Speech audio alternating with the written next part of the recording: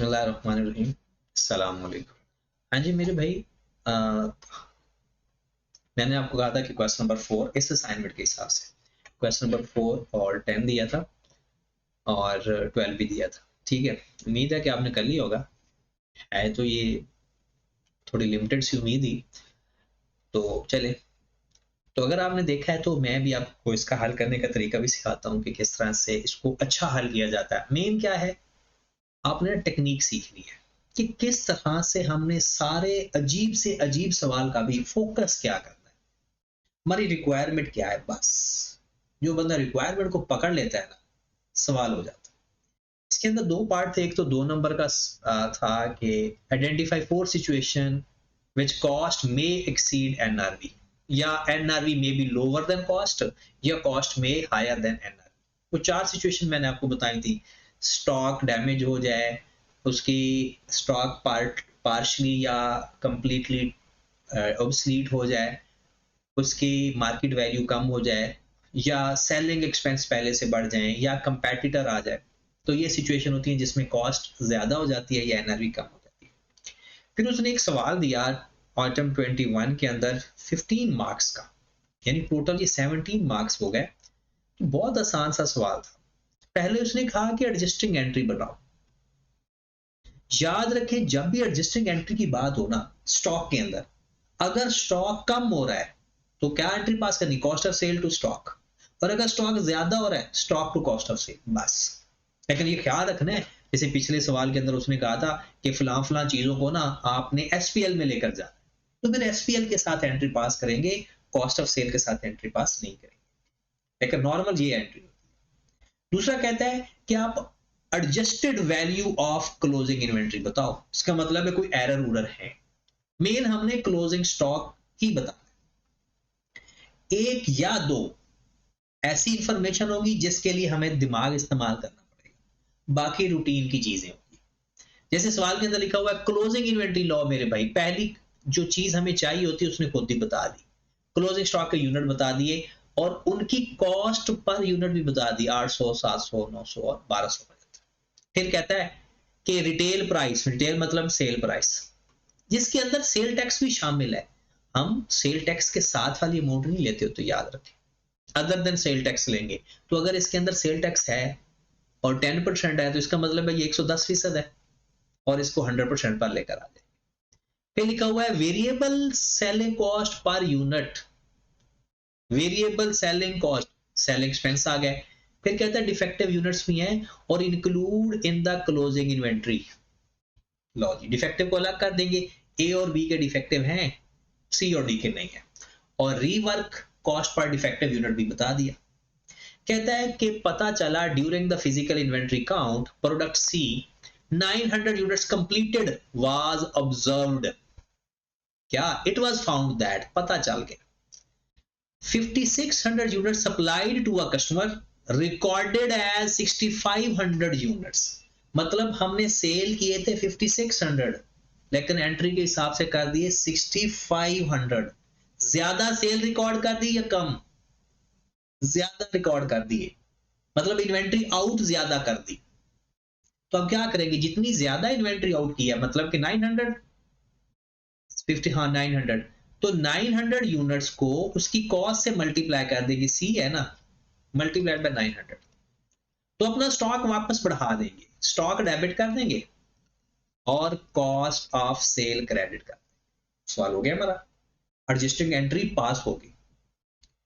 फिर वो कहता था defective units can be sold in the market 60% of the current retail price without incurring rework and selling cost. लो जी, double NRV का कॉन्सेप्ट आ गया। जब डबल एनआरवी आती है तो दोनों एनआरवी में से जो हायर एनआरवी होगी ना, उसको कंपेयर करेंगे lower of cost and NRV से। ठीक होगी बात। मतलब या तो वो कहता है कि आप उसको रीवर्क करके बेच दें, ये देखो रीवर्क, या फिर वो कहता है कि ऐसा करे बगैर कोई सेलिंग एक्सपेंस इनकर किए, कोई सेलिंग एक्सपेंस ना माइनस करो, कुछ भी ना करो, 60% पे बेच दो। फिर due to decrease in raw material price the product similar B and D offered by the competitor available in the market 15% or 20% discount, OL is also would adjust its sale price accordingly। कहता है B और D से similar ना competitor ने अपनी कीमतें कम कर दी, तो अब हम भी उसकी कीमत कम कर देंगे। तो अब एक तो हमने एडजस्टिंग एंट्री पास कर दी, दूसरी एंट्री जो एडजस्टिंग एंट्री होगी ना वो एनआरवी लॉस की होगी। एनआरवी लॉस की एंट्री होती है cost of sale to stock, ठीक है। लेकिन पहले हम एनआरवी लॉस फाइंड तो करें। और एनआरवी लॉस कैसे आता है, हमने स्टॉक किस पे रखा, उसकी कॉस्ट कितनी आई, और उसकी हमने क्लोजिंग स्टॉक रखा किसके ऊपर। अगर कॉस्ट पे रखा हुआ है तो नो एनआरवी लॉस, और अगर लोअर ऑफ कॉस्ट पे रखा है तो फिर एनआरवी लॉस। तो मेरे भाई सवाल तो हमारा इसमें शुरू भी हो गया, और ये बड़ा अच्छा सवाल था और 15 मार्क्स का था। ये देखें हमारा स्टॉक सवाल में सबसे पहले हम लिख लेते हैं स्टॉक, एडजस्टिंग एंट्री में बाद में पास करवा देता हूं। हमारे पास स्टॉक है ए, जिसके 2 यूनिट्स हैं 2 तरह के, इसलिए जगह छोड़ देते हैं बी, सी और डी। ए के कुछ गुड यूनिट है और कुछ डैमेज है, बी के भी कुछ गुड यूनिट है और कुछ डैमेज है, सी और डी के बारे में कुछ नहीं बताया हुआ। आपने अब सवाल इतने कर लिए हैं, अब तो इंशाल्लाह आपको ये पता चल गया होगा कि हमने कौन कौन से कॉलम बनाने होते हैं अगर क्लोजिंग स्टॉक फाइंड करना है। यहां पर लिखेंगे यूनिट्स, यहां पर लिखेंगे कॉस्ट, पर यूनिट लिख लो या टोटल लिख लो, ये आपकी अपनी वजह से। यहां पर मैं लिख देता हूं सेलिंग प्राइस, यहां पर लिख देता हूं सेलिंग एक्सपेंस, यहां पर लिख दूंगा एनआरवी, और यहां पर लिख दूंगा lower of cost and NRV. ये मेरा जवाब होगा, lower of cost and NRV. अच्छा, आप चाहो तो ये सेलिंग प्राइस और सेलिंग एक्सपेंस का कॉलम ना बनाओ, आप उसको वर्किंग में कर लो। अगर आप चाहते हो कि आपका सवाल ज्यादा एक्सपेंड हो जा रहा है तो उसको वर्किंग में कर लेना। अभी भी मैंने 2 एनआरवी के कॉलम नहीं बनाए, क्योंकि जब डबल एनआरवी होगी तो मैं वर्किंग में ही कंपेयर करके जो हायर एनआरवी होगी वो लिखूंगा। वैसे लिखना lower of cost and NRV है, बट अगर एनआरवी 2 ऑप्शंस हैं तो उसमें से हायर ले। तो लो मेरे भाई ए के यूनिट्स बताएं। 15,000 यूनिट है जिसमें 2400 डिफेक्टिव है, तो अलग अलग कर दो। 15,000 में से 2400 माइनस कर दो तो कितना बच जाएगा, कैलकुलेटर किधर है जी। 15,000 में से 2400 माइनस कर 12,600, 12,600 गुड यूनिट और 2400 बैड यूनिट्स, ठीक है। फिर आप बता दो जनाब 25,000 में से 4,000, ये 21,000 गुड यूनिट्स और 4,000। 5,000 ये लिखे हुए हैं लेकिन एक गलती भी है 900 की। 5,000 तो क्लोजिंग स्टॉक लिखा हुआ है ना, 900 हमने ज्यादा आउट करके लिखा हुआ, तो जो 900 ज्यादा है वापस स्टॉक में ऐड कर दिया, तो इसके 5900। और डी के हमारे पास 8,000। डन। कॉस्ट पर यूनिट तो गिवन है, ये 800 है, 800 800।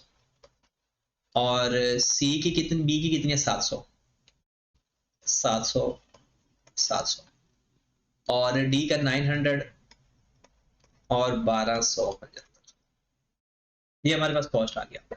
Selling price per unit given है, लेकिन एक बात याद रखें, जो सेलिंग प्राइस है उसके अंदर टैक्स भी है, टैक्स का इफेक्ट निकाल दो। तो करो जरा find, 1144 divided by 110 multiplied by 100 या डिवाइड बाय 1.10, कितनी वैल्यू आ गई 1040। 1040 सेलिंग प्राइस 1040। फिर 990 डिवाइडेड बाय 900, लेकिन ये 900 ही लिखेंगे क्योंकि बी मजीद ये 15% वो दे रहा है ना डिस्काउंट, तो मजीद 900 मल्टीप्लाइड बाय 0.85, 765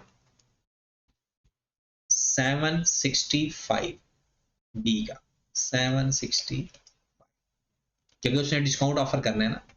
और जो सी है, सी 1320 है, डिवाइड बाय 1.1, तो इसका कितना आ गया 1200। और जो डी है वो 1980 डिवाइड बाय 1.1 1800, और उसका 20% डिस्काउंट भी है, मल्टीप्लाइड बाय 0.8 1440। ये हमारे पास सेलिंग प्राइस आ गई सबकी। मैंने टैक्स का इफेक्ट निकाल दिया और जो डिस्काउंट है वो भी इसके ऊपर लगा दिया। अब आ जाते हैं सेलिंग एक्सपेंस के ऊपर। लो मेरे भाई, कुछ सेलिंग एक्सपेंस तो सबके बताए हुए हैं, ये देखो 80, और जो डैमेज यूनिट्स है उसके ऊपर रीवर्क भी होगा। मतलब इसकी जो सेलिंग प्राइस है वो 1040 ही लिख लेते हैं और इसकी 765 ही लिख लेते हैं। अब मुझे बताया सेलिंग एक्सपेंस, जो गुड यूनिट है उसके लिए सिर्फ 80 रुपए लगेगा। जो गुड यूनिट है उसका सिर्फ 80 रुपए लगेगा, और जो बैड यूनिट्स हैं उन पर 260 और भी लगेगा। 60 तो लगना ही लगना है, 260 और भी लगेगा, क्योंकि उसने ये कहा है कि अगर वो एक और एनआरवी है वो बाद में बताई हुई, लेकिन अभी तो हमने नॉर्मल एनआरवी फाइंड करनी है ना। तो 260 प्लस 80, 260 प्लस 80 कितना 340। ओके होगी। सेलिंग एक्सपेंस जो रिवर्क कॉस्ट है वो भी मैंने ऐड कर दी, और जो नॉर्मल सेलिंग एक्सपेंस है वो भी ऐड कर दी। अब इस पे आ जाए, 75 नॉर्मल है, नॉर्मल गुड यूनिट का नॉर्मल, और जो बैड है 75 भी प्लस 320 भी, 75 प्लस 320 395। उसके बाद आप आ जाओ मेरे भाई, इसका 100 है और इसका 110 है, और कोई खर्चे नहीं है, 100 और 110, दोनों की बात। अब हम एनआरवी लिखते हैं। इसकी एनआरवी कितनी आ गई 1040 माइनस 80, 1040 माइनस 80 960। इसकी एनआरवी दो होंगी, दो एनआरवी बताई हैं, उनमें से जो हायर है वो लिखनी है। मैं यहां पर दोनों एनआरवी लिख लेता हूं। एक एनआरवी आ जाएगी 1040 माइनस 340 700, एक एनआरवी 700 आई। दूसरी एनआरवी क्या है भला, वो कहता है सेलिंग प्राइस का 60%, सेलिंग प्राइस का, उस पर ना रिपेयर लगेगा ना कोई सेलिंग एक्सपेंस लगेंगे। तो 1040 का 60% लिया तो वो बनता है 624। तो बताओ कौन सी एनआरवी लिखोगे, या 700 का बेचोगे एनआरवी, या 624? तो हम कौन सी वैल्यू लेंगे इसकी 700। जो एनआरवी ज्यादा वैल्यू देगा वो हम आंसर में लिख लेंगे जब दो एनआरवी गिवन। फिर आगे आए जरा, इसका 765 माइनस 75 690, और इसका फिर दो एनआरवी, इसकी भी दो एनआरवी और इसकी भी दो एनआरवी। एक तो आ गया ना 700 माइनस 395, एक आ गई एनआरवी 305, दूसरी एनआरवी 765 का 60% 459। तो इसमें से जो हायर है वो हमारी एनआरवी। एक तो वो सेलिंग एक्सपेंस के साथ कह रहा है ना, और एक कहता है कोई एक्सपेंस नहीं है, जो उसकी सेलिंग प्राइस है ना उसी का ही 60% पे बेस। इसकी एनआरवी क्या होगी 1100, इसकी एनआरवी क्या होगी जी 1440 माइनस 110, 1440 माइनस 110 1300। लो मेरे भाई आपका सवाल हो गया, 15 नंबर का सवाल है। अब सिंपल क्या, lower of cost and NRV से मल्टीप्लाई कर दो अपने यूनिट्स को। तो बताएं जो एक एक गुड यूनिट है वो किससे मल्टीप्लाई करोगे। मैं इसको हाईलाइट कर दूं, ये हमारे पास कॉस्ट है मेरे भाई सबकी, और ये है सबकी NRV. Lower of cost and unit से मल्टीप्लाई करते जाओ, आपका आंसर आ जी मेरे भाई। 12600 को किससे मल्टीप्लाई करोगे, 800 से या 960 से, 800 से। ऊपर मैं रुपीज एंड थाउजेंड लिखने लगा हूं, तो ये कितना आ जाएगा 10080। फिर 2400 को किस पे लिखोगे, 2400 को 800 पे या 700 पे, 700 पे कितना आ गया 700 1680। फिर आप आ जाओ 21,000 को किस पे लिखोगे 700 पे या 690 पे 690 पे 14490। फिर 4,000 को किस पे लिखोगे 700 पे या 459 पे 459 पे 1836। 5900 को किस पे लिखोगे 900 पे या 1100 पे ऑब्वियसली 900 पे 5310। और 8,000 को किस पे लिखोगे 1330 पे या 1275 पे 1275। कितना आ गया 10200। लो मेरे भाई इन सब का टोटल कर ले आपका आंसर आ जाएगा 10080 plus 1680 plus 14490 plus 1836 plus 5310 plus 10200। कितना आंसर हमारा आ गया 43596 ठीक होगी बात। हाँ जी जनाब ये क्वेश्चन नंबर हमारा था ऑटम 21 का और इसमें कोई चीज रह तो नहीं गई। हाँ एंट्रीज रह गई वो मैं आपको करवाता हूँ। एंट्रीज में क्या करते हैं ये आपने किस किस को एनआरवी भी लिखा उसके दो तरीके हैं। आप या ऐसा करो कि जिस जिसकी एनआरवी कम है ना उसकी एंट्री पास करो या ऐसा करो टोटल की भी एंट्री पास कर दो। मतलब इसकी कॉस्ट तो गिवन है सबकी इन सब की कॉस्ट तो गिवन है और क्लोजिंग स्टॉक के यूनिट भी गिवन है। इनको मल्टीप्लाई करो कॉस्ट आ जाएगी इन सब पूरे यूनिट्स को मल्टीप्लाई करो। हाँ यहां पर 5900 लिखना है बस कि ओरिजिनल कॉस्ट क्या थी और हमने किस वैल्यू पे लिखा। जो डिफरेंस आएगा वो एनआरवी लॉस आएगा। तो 15,000 मल्टीप्लाइड बाय 800 मैं 1000 में लिख रहा हूं 12,000 इसकी कॉस्ट है। 25,000 मल्टीप्लाइड बाय 700 इसकी मैं लिख रहा हूं 17,500। फिर 5900 मल्टीप्लाइड बाय 900 5310 और 8,000 मल्टीप्लाइड बाय 1275 10200। सबको प्लस कर लें 5370 है मेरे ख्याल में ये 5590 multiplied by 9 5310 plus 10,200 plus 17,500 plus 12 कितनी कॉस्ट आ रही है 35830 35830 35 यही आ रही है ना। ये अगर ये आ रही है तो ये तो इससे ज्यादा आ रही है। ये नहीं हो सकती कोई वैल्यू मिसिंग है।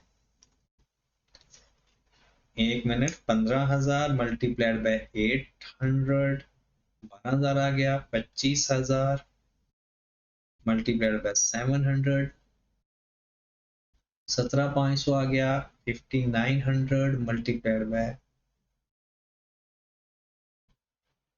5 ये दोबारा चेक कीजिएगा जरा 5900 मल्टीप्लाइड बाय 900 5310 ठीक है 5310 और 8,000 मल्टीप्लाइड बाय जमा 5310 प्लस 17500 प्लस 12,000 45010 45010। हाँ जी मेरे भाई अब इनका डिफरेंस लें क्योंकि ये कॉस्ट थी हमने उसको लिख दिया एनआरवी पे। तो कितना डिफरेंस आ रहा है -43596 1414 का। तो हम इसकी दो एंट्रीज पास होगी एडजस्टिंग एंट्री। एक तो ये वाली एडजस्टिंग एंट्री हमने पास कर दी थी ना ये stock debit cost of cell credit वो जो 900 से थी, 900 को 900 से मल्टीप्लाई किया तो वो 10,000 आ गया। और दूसरी क्या एंट्री पास करेंगे एनआरवी लॉस की, वो एंट्री क्या होती है कॉस्ट ऑफ सेल डेबिट 1414 से और स्टॉक क्रेडिट। ये फिर भी अगर कैलकुलेशन चेक कर लेना तरीकाकार यही है, ठीक होगी बात। तो ये हमारा सवाल कंप्लीट। अगले सवाल पे चलते हैं जरा जल्दी से, भाग के चलो जरा। अगला सवाल, ये जनरल एंट्री के सवाल अभी मैं नहीं करवा रहा, ये अगले लेक्चर पे हमारा टारगेट है। और ये इन्वेंट्री कंट्रोल, ये डेफिनेशन देख लेनी है आपने, लाजमी देखनी है। इसके सॉल्यूशन पीछे गिवन है, उसमें आपने देखनी है। ये सवाल मैंने बिल्कुल ही एंड पे करवाना है, रिकंसिलिएशन का सवाल है, फिजिकली इन्वेंट्री को किस तरह से रिकंसाइल करना है, ये आखिर में आखिरी सवाल होगा आपका। ये भी आपका जनाब इन्वेंट्री कंट्रोल वाला थ्योरी है। 10वें सवाल पे आ जाए, compute the amount of closing stock. Compute the amount of, बड़ा अच्छा इंटरेस्टिंग सवाल है, 15 नंबर का ये भी सवाल, ठीक है। स्प्रिंग 2010 में आया। जब क्लोजिंग स्टॉक फाइंड करना है तो जाहिर सी बात है क्लोजिंग स्टॉक का काम तो वही है। इसमें आपके पास क्लोजिंग स्टॉक के यूनिट गिवन है, ये देखिए, और डैमेज यूनिट्स इसके अंदर शामिल हैं, उसको अलग कर देंगे। पहला तो जो हमारा काम है ना यही है, ये हमारे अपना फॉर्मेट लिखें जरा, इसी तरह से अपना सवाल शुरू कर दें। आपके पास एक और ऑप्शन भी है, आप ना हर इन्वेंट्री को अलग अलग कर लें। इतना बड़ा अगर टेबल नहीं नजर बनाना चाहते, लेकिन कोई प्यारा सा टेबल बनाना ताकि उन्हें समझ लग जाए, या नीचे ना लाइन लगा दिया करो हर एक के नीचे ABCD। ए मैं आपको फॉर्मेट लिख रहा, बस डायरेक्ट लिख रहा हूं, यहां पर स्टॉक हमारे पास ए है, ए के गुड यूनिट भी हैं और डैमेज भी हैं। फिर बी, उसके गुड यूनिट भी हैं और डैमेज भी हैं।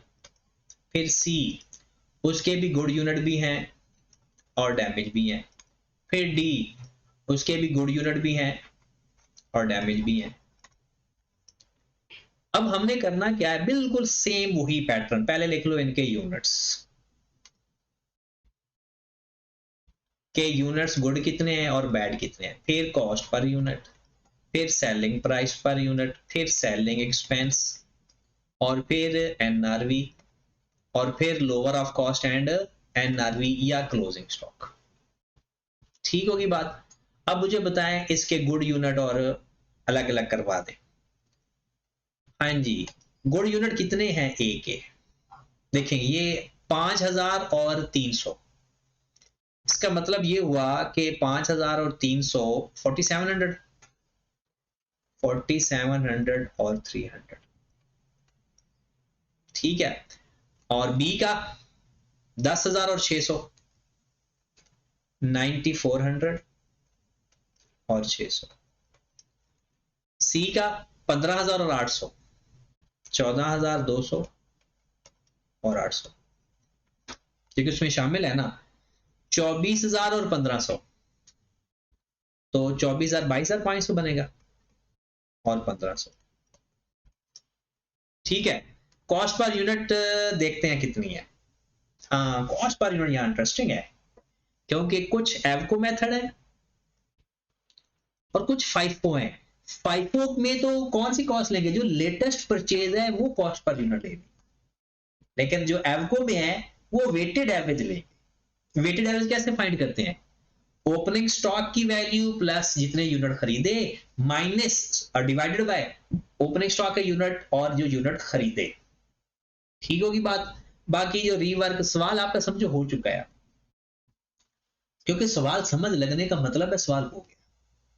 अब जरा गौर फरमाइएगा, आपके पास एवको मेथड में कैसे वैल्यू फाइंड करूंगा मैं, देखें ये ओपनिंग स्टॉक के यूनिट, ये यूनिट परचेज, इस पे मैं डिवाइड करूंगा। फिर ओपनिंग स्टॉक की वैल्यू, ओपनिंग स्टॉक की वैल्यू लिखी हुई है lower of cost and NRV लेंगे, ये कॉस्ट है और ये एनआरवी है, गॉट इट। और ये है यूनिट जो खरीदे हैं उनकी वैल्यू। हमारे पास ए की कॉस्ट पर यूनिट आ जाएगी, करो जरा ओपनिंग स्टॉक की वैल्यू, पहले वैल्यू को ऐड कर दो, वैल्यू को ऐड करेंगे तो कैसे, यहां पर आ जाएगा 70,000 प्लस 400,000 डिवाइडेड बाय ओपनिंग के स्टॉक का यूनिट 10,000 प्लस 50,000। तो ऐसा ही बनेगा ना, ओपनिंग स्टॉक की वैल्यू पर डिवाइड बाय और यूनिट परचेज की total value divide by total units. तो 4,70,000 को डिवाइड कर दें 60,000, तो एक यूनिट की कीमत कितनी आ गई 7.8। एक यूनिट की कीमत कितनी आ गई 7.8। 4,70,000 को डिवाइड कर दिया 60,000। अब बी पे आ जाए क्योंकि उसका भी आपको मेथड है। बी पे आए जरा, उसकी जनाब 1,10,000 lower of cost and NRV लेते होते हैं ना, ये तो आपको पता ही है। और यूनिट जो खरीदे हैं उनकी वैल्यू कितनी, 6 लाख। यूनिट कौन से लेंगे, 15,000 और 60,000। तो कर लें जनाब 1,10,000 जमा, यहां पर मैं लिख देता हूं 110 plus 600 divided by opening stock का यूनिट 15,000 प्लस 60,000। तो मेरे भाई आ गया ये 600 प्लस 110 डिवाइडेड बाय 75, क्योंकि 60 प्लस 15 75, 9.5। ठीक है मेरे भाई, सी और डी का फाइफो मेथड है, तो उसके लिए क्लोजिंग स्टॉक की जो कॉस्ट होगी वो लेटेस्ट होगी। वो सिर्फ ये डाटा लेंगे, जितने यूनिट खरीदे और इनको आपस में डिवाइड कर देंगे, सिर्फ लेटेस्ट परचेज आ जाएगी। इनके भी कॉस्ट पर यूनिट निकाल लें फाइफो मेथड में, 825 डिवाइडेड बाय 75। और ये पता है ना बल्ला लो कि वेटेड एवरेज में एवरेज कैसे फाइंड करते हैं, और फाइफो के अंदर लेटेस्ट परचेज के यूनिट लेते हैं। ठीक है, तो 1200 divided by 112, cost per unit आ गई आपके पास, ए की, बी की, सी की और डी की। 7.8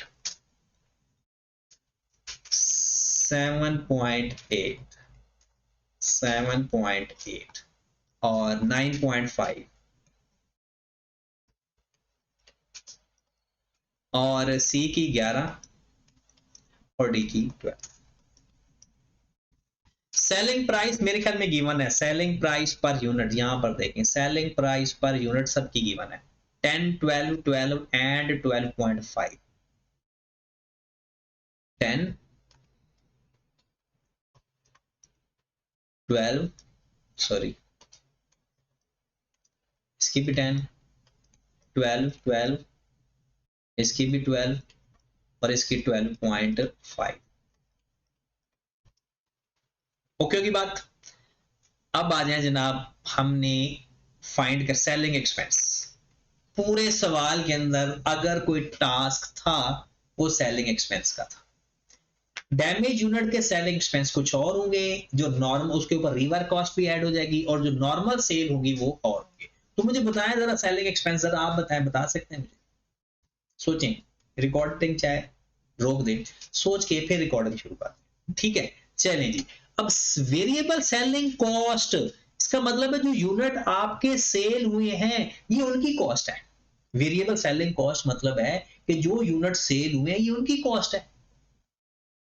तो ये नॉर्मल हर यूनिट सेल करने पे लगती है, रीवर्क तो उन पे लगेगी ना जो डैमेज हुए हैं। तो आप मुझे बताएं जरा, सेलिंग कॉस्ट फाइंड करें जरा जल्दी से। कैसे? आप पहले ये तो चेक करें कि यूनिट सेल कितने हुए हैं। कैसे करते हैं हम, पता है? यूनिट सेल, ओपनिंग स्टॉक के यूनिट प्लस जितने यूनिट बनाए माइनस जितने क्लोजिंग स्टॉक के यूनिट हैं, तो यूनिट सोल्ड आ जाएंगे। 10,000 मैं एक ही बता रहा हूं, प्लस 50,000 जो बनाए माइनस 5,000 जो बच गए, 55,000 यूनिट सेल हुए हैं। मैं सेल बता रहा हूं। ए के, बी के भी फाइंड करें। 15,000 प्लस 60,000 माइनस 10,000, 65,000 यूनिट सेल हुए हैं बी के। सी के चेक करें जरा, 20,000 ओपनिंग, 75,000 बनाए और 15,000 अभी अनसोल्ड पड़े हुए हैं, 80,000। फिर आ जाए जी 25,000 यूनिट ओपनिंग डी के, 100 बनाए और क्लोजिंग कितने पड़े हैं, 24,000, 101,000। ओके, अब सिंपल सेलिंग एक्सपेंस को जितने यूनिट सेल हो गए उस पर डिवाइड कर देंगे तो आपके पास आ जाएगा selling expense per unit. Selling expense तो पहले बताएं 60,000, 60,000 को डिवाइड कर दें 55,000 तो कितने सेलिंग एक्सपेंस है, 1.1।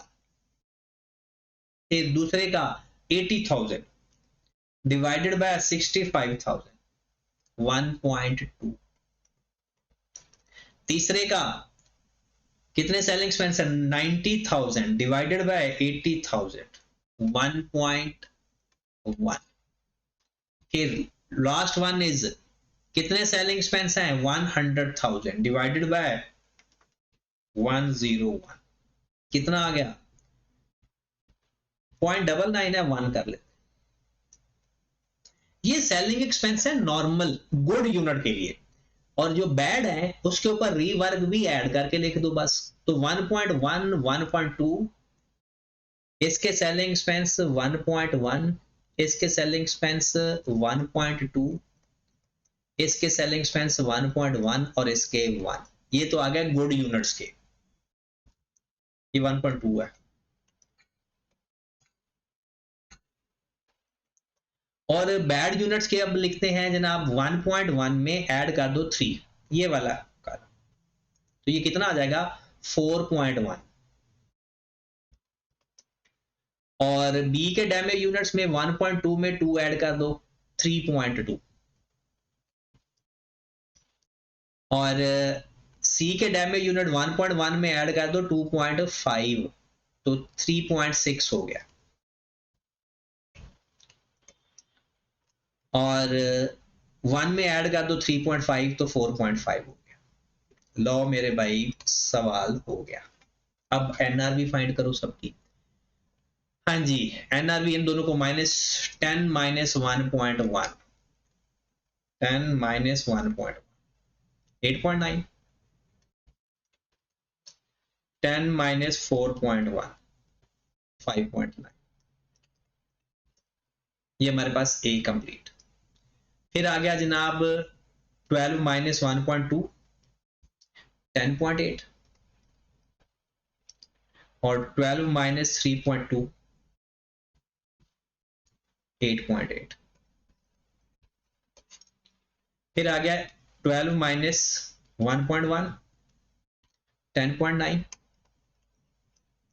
और 12 -3.6, 8.4, और 12.5 -1, 11.5, और 12.5 -4.5, 8। अब lower of cost and NRV से मल्टीप्लाई कर दो और यूनिट से भी मल्टीप्लाई कर दो। तो आप सबसे पहले हाईलाइट हम कर लेते हैं कि जनाब ये कॉस्ट है और इसमें ये एनआरवी है, तो इसकी कॉस्ट कम है, इसकी एनआरवी कम है, अगले की कॉस्ट कम है, फिर इसकी एनआरवी कम है, इसकी एनआरवी कम, इसकी भी एनआरवी कम, इसकी भी 11.5 हो गया ना, ठीक होगी बात। मल्टीप्लाई कर दो यूनिट से, हमारे पास क्लोजिंग स्टॉक की वैल्यू आ जाएगी। तो करो जरा पहले 4700 मल्टीप्लाइड बाय 7.8, 3,660। फिर 300 को मल्टीप्लाई कर दो 5.9 से, 1,770। फिर 9400 को मल्टीप्लाई कर दो 9.5 से।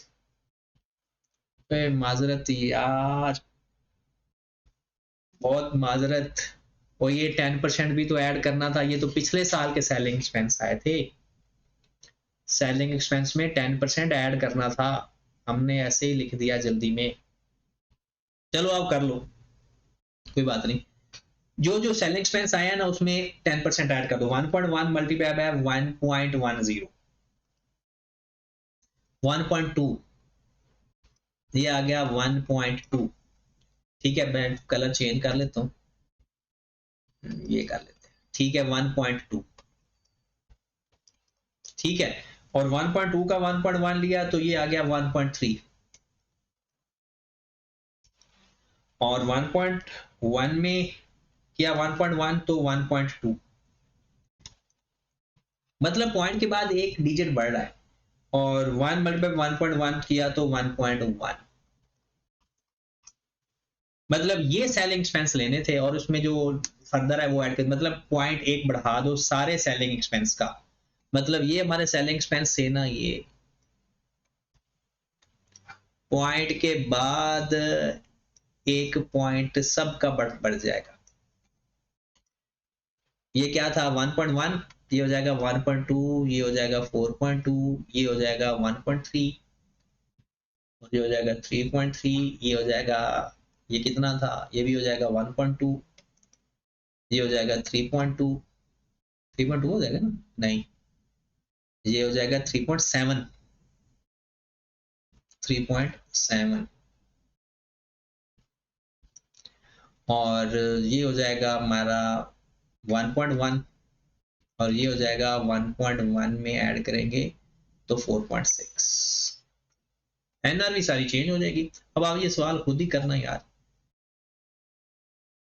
एनआरवी हमारी चेंज हो जाएगी सारी। ठीक है, एनआरवी कैसे फाइंड करनी है, लोग वही सेल प्राइस में से वो माइनस करते जाओ, 10 में से 1.2, 10 माइनस 1.2, 8.8,